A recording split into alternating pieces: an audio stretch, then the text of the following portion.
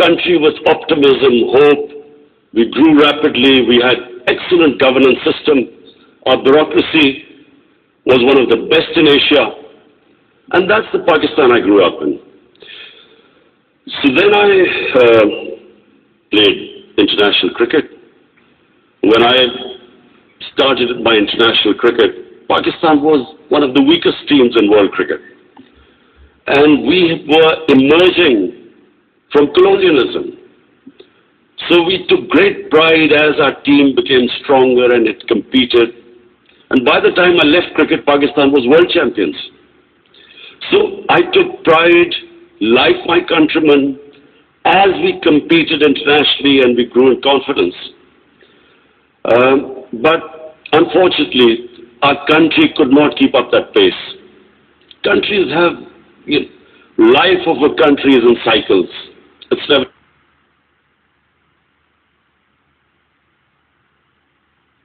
in a straight line. You go up, you go down, course correction, countries come up, some countries don't go up. So in Pakistan's case, we were going up, and then various things happened when we started a down cycle. So when I left cricket, I started building the first cancer hospital in Pakistan. Reason was because my mother died of cancer. And it's then I realized there was no cancer hospital in the whole country. And then it occurred to me that people like me who were well off, I could afford to take my mother for treatment abroad, but what happened to the common man? Cancer is one of the most expensive treatments. So I started this movement really. I went into the public to collect money to build this hospital. And so I'm just explaining to you how I got into politics. So one was cricket, watching our country grow up as a cricketing nation, the pride that we could compete internationally and become world champions. Second was this cancer hospital. When I went to the public to collect money, I realized that our people are very generous and strong. Poorest of the poor people supported me. And I did what no one ever thought would happen is that from public I eventually collected money and built the hospital. And not just that I built it. It's a cancer hospital where 80% of patients get free treatment. Cancer treatment is one of the most expensive treatments. So then first I built it, and then to run the hospital, I again went to the people. And so it is the only private cancer hospital in the world which treats 80% people free, because it's the people who donate to the hospital. They built it, they run it.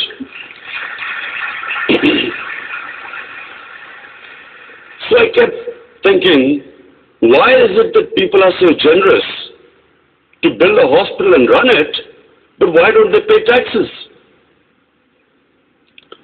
We were a country, and then I discovered we are a country which is amongst the top 5 countries in giving charitable donations. But at the same time, we are right at the bottom in giving taxes. And the reason was that people did not trust the government. They thought that their taxes were wasted by the government. It was spent on the lavish lifestyle of the ruling elite. So why would people pay taxes? And of course then the levels of corruption, because corruption is basically stealing taxpayers' money. But there was a third reason why I ended up in politics. And that was, I watched, first of all, I used to play professional cricket in England, so half my year was in England and then half in Pakistan.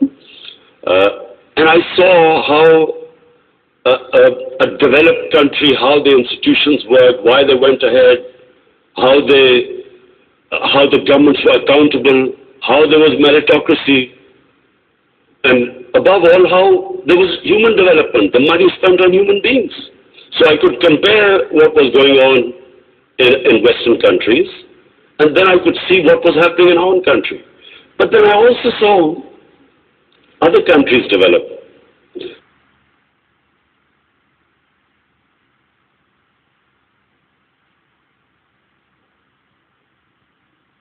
and one of them was UAE.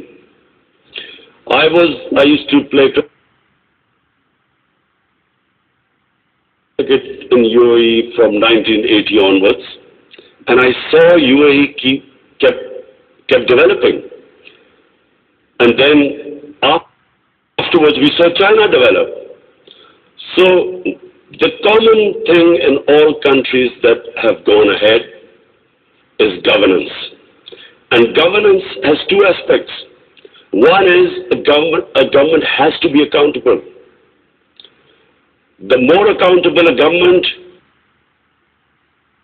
the more clean a government, the more successful it is. And secondly, again I repeat, is meritocracy. The better the system of getting the best talent to the top, the better the country. Let me just give you a sporting example. Australia is the most successful cricketing country in cricket history of over 200 years, because Australia has the best system of bringing its talent up. Pakistan, in my opinion, and I'm not prejudiced, I understand cricket better than probably everyone in this hall. Pakistan has the greatest talent of all the countries I've played. I've never seen as much talent as in Pakistan. But we do not have a system of bringing that talent up. So what's the point of having great talent if you do not have a system of meritocracy which brings the talent up? And that's in every field. In the 60s, the reason Pakistan went up, because our civil service exam was the toughest. It was the most, all the young people wanted to go into Pakistan civil service. It was the toughest exam. We had the best talent that came up. And in 60s, the reason we progressed, one of the main reasons, was a civil service of very high quality. And gradually, as our system of merit went down, so did the country. So I wanted Pakistan to go up. And as I said, I saw UAE going up. The way each year you came, it changed. It got better and better. And similarly, and of course the greatest example is China. For me, the thing about China, which is just remarkable, no nation in the history of mankind has done what China has achieved. In 30 years, they have brought 700 million people out of poverty. It is just a phenomenon which has never happened in human history. And of course, my motivation, again, of the Pakistan I wanted to see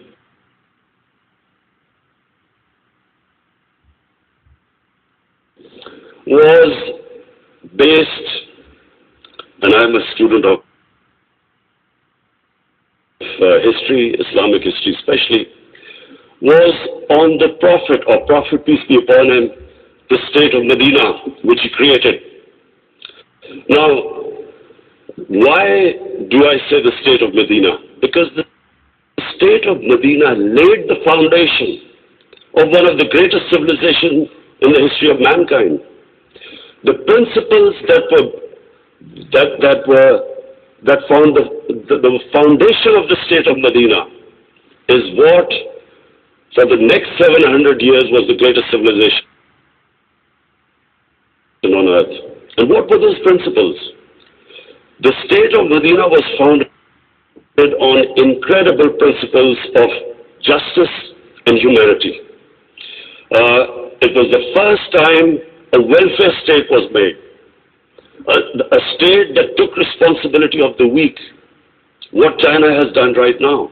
That was the state of Medina, where first time a state took responsibility for its poor, its weak, its orphans, its widows. In the state of Medina, the first time pensions were created. Old people were also, it was a humane state. And secondly, there was justice, rule of law. These were the two main things. And the third thing, the Prophet of Islam, peace be upon him, made seeking knowledge a sacred duty. The word was that even if you have to go to China to seek knowledge, you must. Those days going to China meant not coming back. So the emphasis on seeking knowledge. For the next 700 years, all top scientists were Muslims. And that was the state of Medina. It laid that foundation.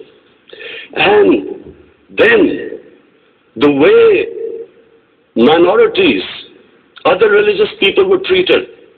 The Prophet signed famous, the Misaq Medina. There's still a letter in St. Catherine's Church which was signed with the Christians that your places of worship will be, till the end of time, they will be protected by Muslims. Secondly, that no forcible conversions would be in Islam. Thirdly, the Prophet's last sermon, it is a charter of human rights. It's about how human beings are equal. So, it was a humane state created, rule of law, emphasis on education, that led to the growth of Muslim civilization. So this is, in Pakistan, we want the same basis of our state. The rise of what I believe, the way our country will rise, it will go back to those principles. We must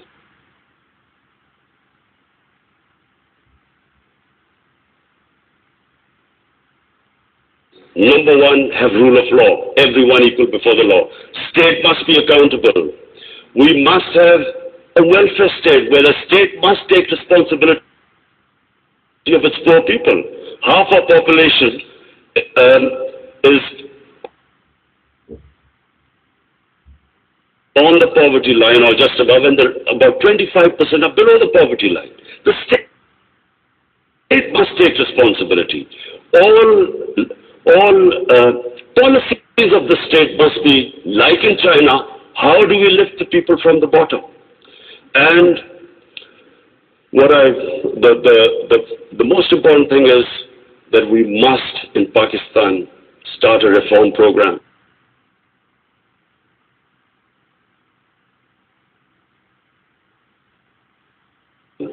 Reforms are painful, but it is essential that we have to get out of our current problems. So, first of all, I joined politics in '96. From '96 to 2013, there was a very small party. Most of the time it was one step up and 3 steps down. The first election I contested, we were wiped out. Second election, 5 years later contested, we had only 1 seat. Third election we boycotted, and most of the time people made fun of me, thought we would never make it, because I'm an outsider. I wasn't from the political class. But one big lesson from sports which I learned, you only lose when you give up. So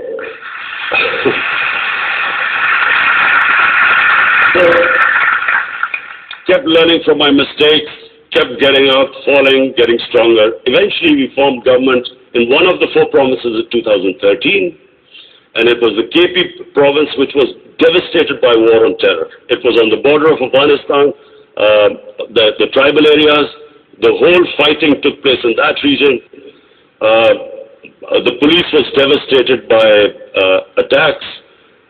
We had 70% of industry closed, and KP has a reputation that they only give you 1 chance. Each government comes once, it's ousted the next time. So we came in a coalition government and we started our reform programs. First of all, we started spending money on human development, health and education. Secondly, we did first time in Pakistan history, no party had done before, we started spending money on climate change. Pakistan is about 8th in the countries that are most vulnerable to climate change. So we took this ambitious mission of planting 1 billion trees in 5 years. And then we reformed the police, depoliticized our police, depoliticized our bureaucracy, and then started tourism. Because KP has a lot of tourist sites. Was the center of Buddhist civilization, so religious tourism, but we have the best mountain scenery there. So anyway, by the end of 5 years, we had half poverty in those 5 years. The poverty had gone half. And a province which never gave you a second chance, we came back with two-thirds majority in 2018. Not only did we win there, then we formed government in the last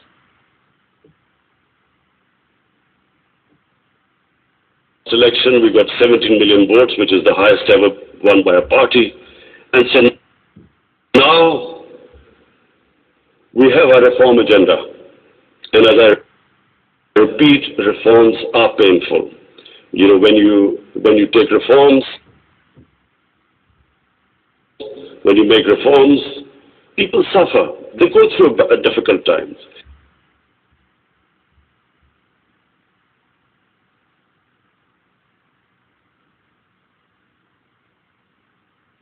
It's like a surgery. When you conduct surgery, for a while, the patient suffers, but then he improves. The worst thing that can happen to a society is that you keep postponing reforms because of the fear that you will have opposition, the vested interest will stand up and you don't do reforms. So we've started on an ambitious reform program.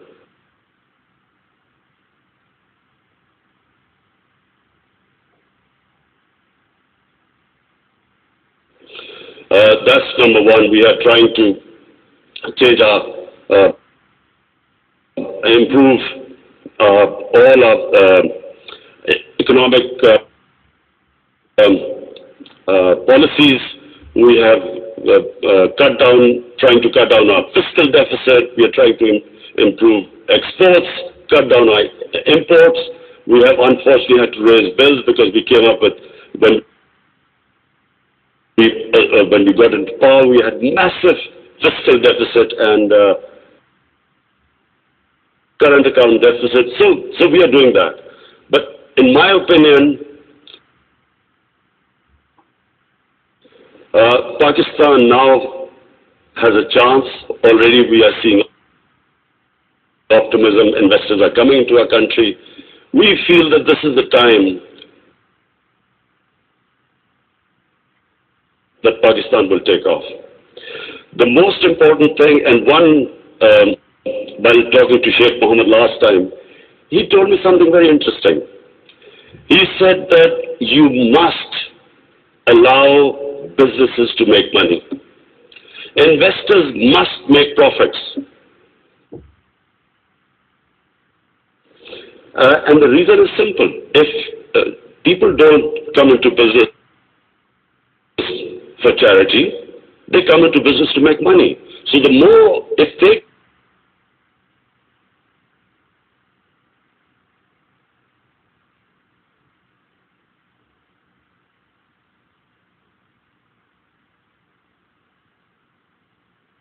can make money, more people come and invest. So this is what we've done. We have started working on ease of doing business, making it easier for people to do business, easier for the investors. We are changing our tax laws, which were very cumbersome. So we are conducting a series of reforms, and already we're seeing the signs of the country improving. But most important, Pakistan has the best tourist potential. At the moment, we have hardly any tourism compared to other countries. But Malaysia, with just beach tourism and resorts, Malaysia has $22 billion it makes from tourism. Turkey, with beach and historical sites, beach tourism, Turkey has $42 billion from tourism. Now, Pakistan has probably one of the best mountain scenery anywhere in the world. Half the world highest peaks are in Pakistan. Pakistan has 1,000 kilometers of coastline. Pakistan has the oldest historical monuments, probably as old as anywhere in the world. We have Indus Valley civilization, which is 5,000 years old. We have Peshawar, the oldest living city in the world, 2,500 years. Lahore and Multan, ancient cities. But what we have, probably more than any other, hardly any other country has, is religious tourism. We have, for Muslims, we have the Makkah and Medina of the Sikhs.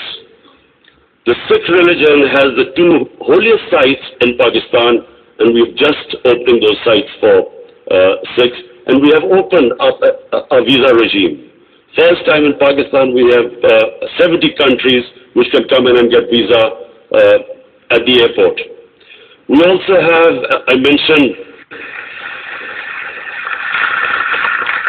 Buddhist civilization, the Gandhara civilization, which was the cradle of Buddhist civilization, is in KP, north of Islamabad.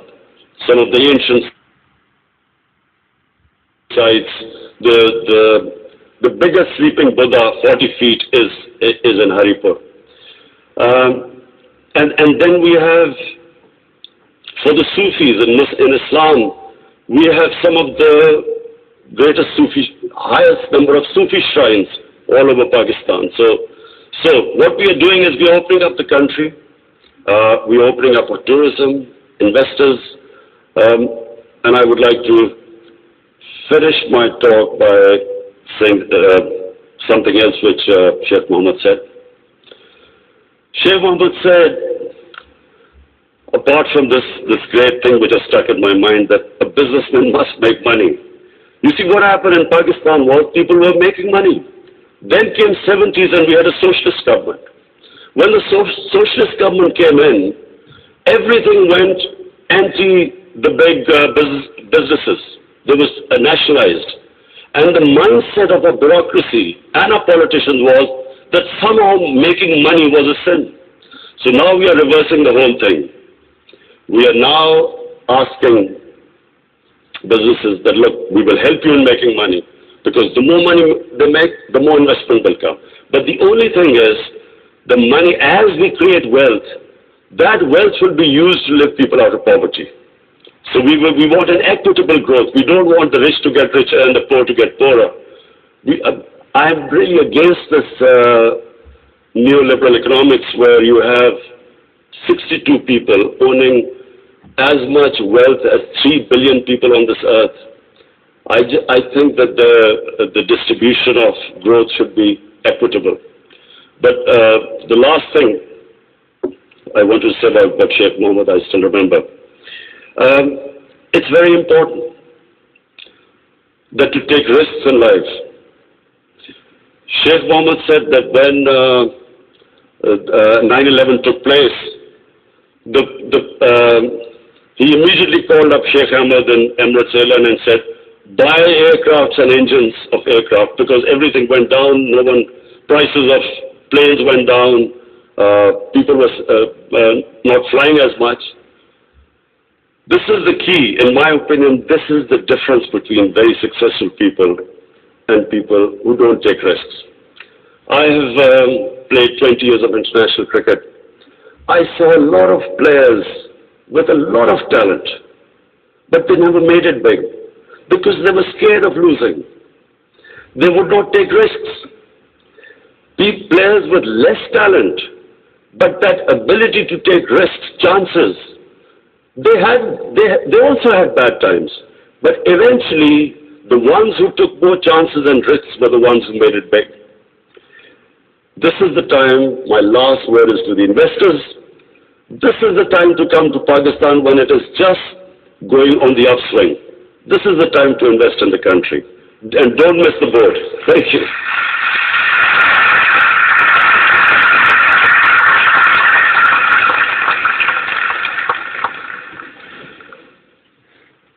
Thank you, Your Excellency, for the speech.